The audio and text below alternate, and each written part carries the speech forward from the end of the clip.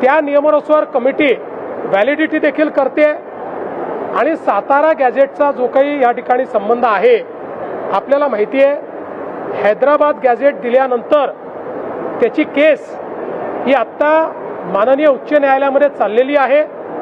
अजून त्या केसचा निकाल लागलेला नाही, त्यामुळे कंटेम्प्ट ऑफ कोर्ट कुठेही होऊ नये या दृष्टीनं त्या ठिकाणी आमच्या लॉ अँड ज्युडिशरी डिपार्टमेंटने जे काही सल्ला दिलेला आहे त्या सल्ल्यानुसार आम्ही काम करतो।